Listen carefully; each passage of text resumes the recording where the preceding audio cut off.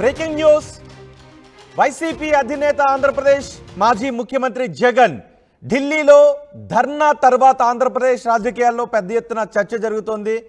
జగన్ చేస్తున్న ధర్నా శిబిరం దగ్గరకు అందరూ కూడా ఇండి కూటమి పార్టీ సభ్యులు మాత్రమే వచ్చారు. ఇండి కూటమికి జగన్ దగ్గర అవుతున్నారా అంటూ పెద్ద ఎత్తున చర్చ జరుగుతోంది. అందులో భాగంగా యనమల రామకృష్ణుడు కూడా జగన్ ఇండి కూటమితో చేతులు కలపబోతున్నారు, ఇండి కూటమితో కలిసి నడవబోతున్నారు అంటూ వ్యాఖ్యలు చేశారు. ఇప్పుడు జగన్ ఇదే విషయానికి సంబంధించి కొంత స్పష్టత ఇచ్చారు. అన్ని పార్టీల నేతలని కూడా ఆందోళనకు ఆహ్వానించాము, బీజేపీని ఆహ్వానించాము, కాంగ్రెస్ని కూడా ఆహ్వానించాము. ఇండి కూటమిలో ఉన్న దాదాపు అన్ని పార్టీలు కూడా తమ మద్దతును ప్రకటించాయి.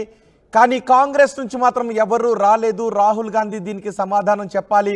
మణిపూర్లో అల్లర్లకు మద్దతు పలుకుతారు, ఆంధ్రప్రదేశ్లో జరుగుతున్న అరాచకాలపై ఎందుకు మాట్లాడరు అంటూ జగన్ అంటూ ఉన్నారు. అంతేకాదు ఇప్పటికే పెద్ద ఎత్తున చర్చ జరుగుతుంది. జగన్ ఇండి కూటమికి దగ్గర అవుతున్నారు అంటూ. ఇండి కూటమి నుంచి అన్ని పార్టీలు హాజరయ్యాయి. ఇండి కూటమి నుంచి దాదాపు పెద్ద పార్టీలన్నీ కూడా హాజరయ్యాయి. సమాజ్వాదీ పార్టీ నుంచి అఖిలేష్ హాజరయ్యారు, అలాగే శివసేన నుంచి ఉద్ధవ్ ఠాక్రే కూడా హాజరయ్యారు, టీఎంసీ ప్రతినిధులు హాజరయ్యారు.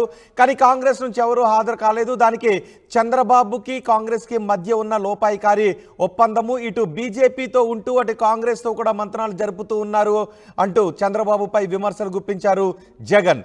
ఎవరైతే మా పోరాటానికి మద్దతు ప్రకటిస్తారో, ఎవరైతే మేము చేస్తున్న పోరాటానికి కలిసి వస్తారో ఆ పార్టీతో కలిసి ముందుకు వెళతాము అంటూ జగన్ వ్యాఖ్యలు చేశారు. ఇది ఇప్పుడు ఆంధ్రప్రదేశ్ రాజకీయాల్లో చర్చనీయాంశంగా మారింది.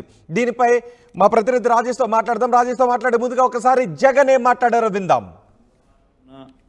విషయాల మీద సాక్ష్యాధారాలతో సహా అంటే ఫోటో గ్యాలరీ ఆర్గనైజ్ చేసి, వీడియో క్లిప్పింగ్స్ కూడా ఆర్గనైజ్ చేసి, ఈ ఫోటో గ్యాలరీ ద్వారా, వీడియో క్లిప్పింగ్స్ ద్వారా ఢిల్లీలో ఫోటో గ్యాలరీ ప్రొటెస్ట్ ఆర్గనైజ్ చేసి, ఇవన్నీ కూడా డిస్ప్లే చేసి అన్ని పార్టీలను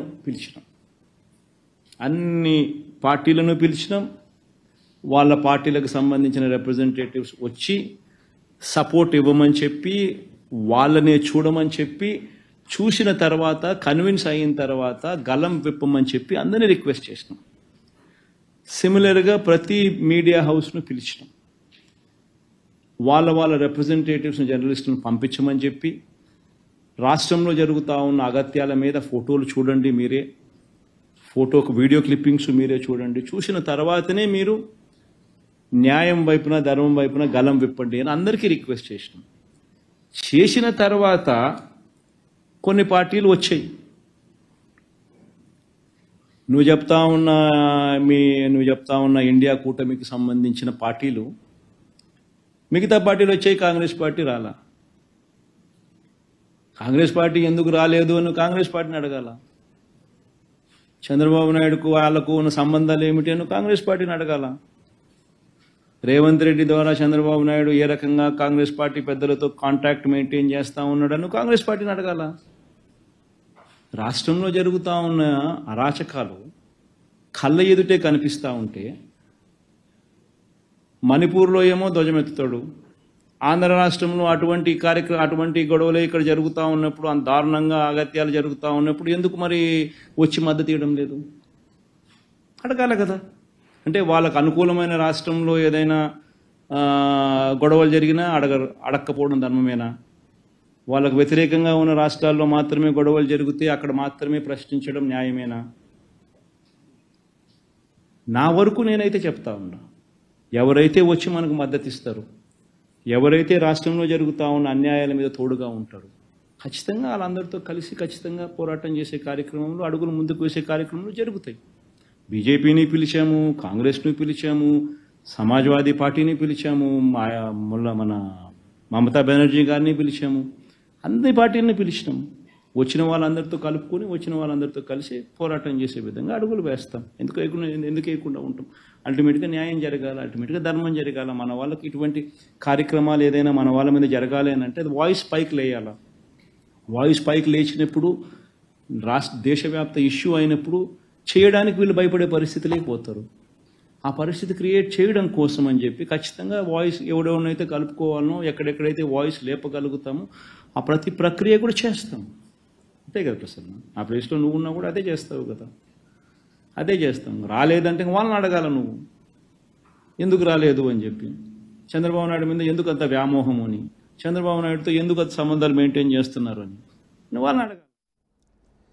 ఇండి కూటమిలో జగన్ చేరుతారు అంటూ జరుగుతున్న ప్రచారానికి సంబంధించి జగన్ కొంత క్లారిటీ ఇచ్చినట్టుగానే అర్థం చేసుకోవాలంటూ ఉన్నారు. తమకు మద్దతు ఇచ్చేవారితో కలిసే పోరాటం చేస్తాము అని జగన్ అంటూ ఉన్నారు. అంటే ఇప్పటి వరకు ఇండి కూటమి నుంచే మద్దతు లభించింది కాబట్టి జగన్ ఇండి కూటమితో ముందుకు వెళ్లే అవకాశం ఉందా అనే చర్చ ఆంధ్రప్రదేశ్ రాజకీయాల్లో పెద్ద ఎత్తున జరుగుతుంది. మా ప్రతినిధి రాజేష్ పూర్తి సమాచారం అందించబోతున్నారు. రాజేష్, ఇప్పటికే పెద్ద ఎత్తున ఇండి కూటమితో వైసీపీ అధినేత కలిసి అడుగులు వేయబోతున్నారా అంటూ చర్చ జరుగుతోంది. జగన్ తమకు మద్దతునిచ్చే వారితో కలిసి పోరాడతామంటున్నారు. జగన్ ఢిల్లీలో చేసిన ధర్నాకు ఇండి కూటమి నుంచి పార్టీలు మాత్రమే మద్దతు ఇచ్చిన పరిస్థితి కనిపిస్తుంది. అంటే ఇప్పుడు జగన్ చేసిన వ్యాఖ్యలను ఏ విధంగా అర్థం చేసుకోవాలి?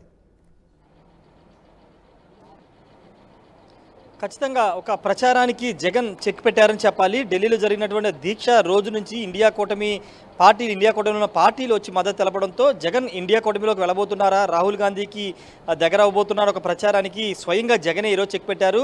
తాడేపల్లిలోని క్యాంపు కార్యాలయంలో పెట్టినటువంటి ప్రెస్ మీట్లో ఆయన ఈ ప్రశ్నలన్నిటికీ సమాధానం చెప్పారు. మేము ఇంక్లూడింగ్ అంటే ఇండియా కూటమిలో ఉన్న పార్టీలతో పాటు కాంగ్రెస్ పార్టీని కూడా ఆహ్వానించాము. కాంగ్రెస్ పార్టీ ఎందుకు రాలేదో వాళ్ళని అడగాలంటూ ఆయన రివర్స్లో సమాధానం చెప్పారు.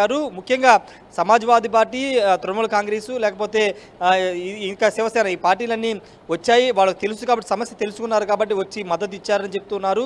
ముఖ్యంగా కాంగ్రెస్ పార్టీతో ఇండియా కూటమిలోకి చేరే అవకాశం లేదనే జగన్ ఒక స్పష్టమైన ప్రకటన చేశారనుకోవచ్చు. ఎందుకంటే ఇండియా కూటమికి ఇక్కడ కాంగ్రెస్ పార్టీకి ఇక్కడ చంద్రబాబుకి అంతర్లీనంగా పొత్తు ఉంది. త్రూ రేవంత్ రెడ్డి ద్వారా, తెలంగాణ ముఖ్యమంత్రి రేవంత్ రెడ్డి ద్వారా కాంగ్రెస్ పార్టీతో చంద్రబాబు ఇంకా టచ్లో ఉన్నారు.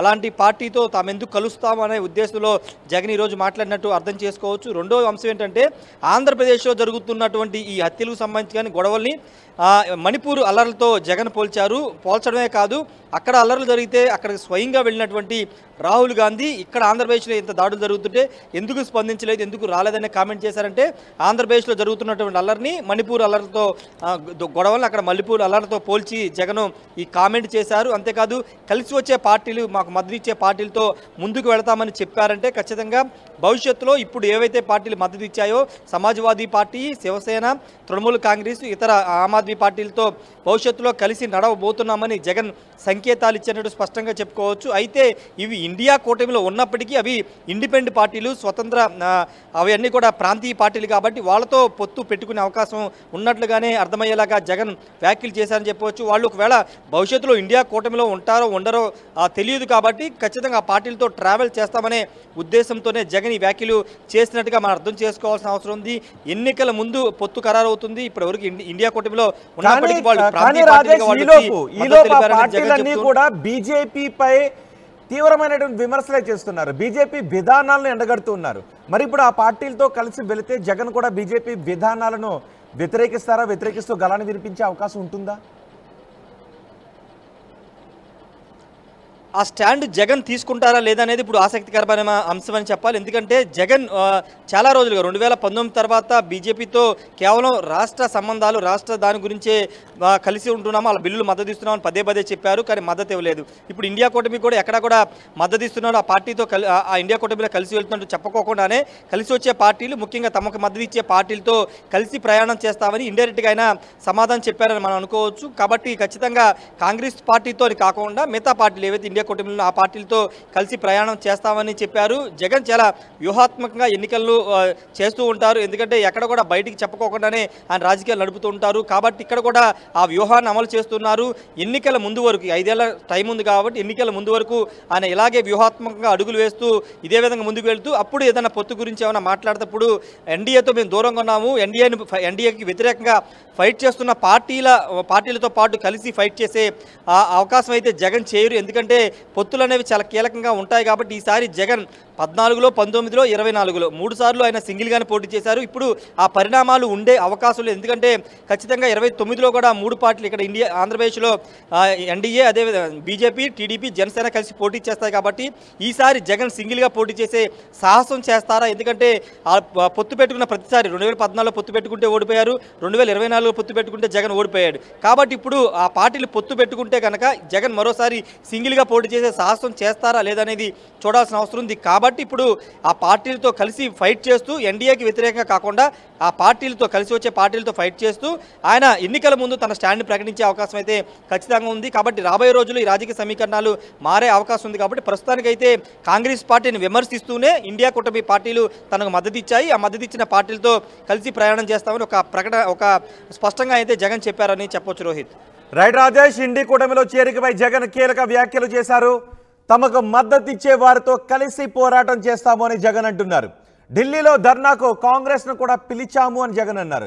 కాంగ్రెస్ను పిలిచాము, బీజేపీని కూడా పిలిచాము, కానీ కాంగ్రెస్ ఎందుకు రాలేదు ఆ పార్టీని అడగాలి అన్నారు. చంద్రబాబుకు కాంగ్రెస్ నేతలకు ఇంకా సంబంధాలు ఉన్నాయి అని జగన్ అన్నారు. రేవంత్ రెడ్డి ద్వారా కాంగ్రెస్ పెద్దలతో చంద్రబాబు ఇప్పటికీ టచ్లో ఉన్నాడు అని జగన్ అంటున్నారు.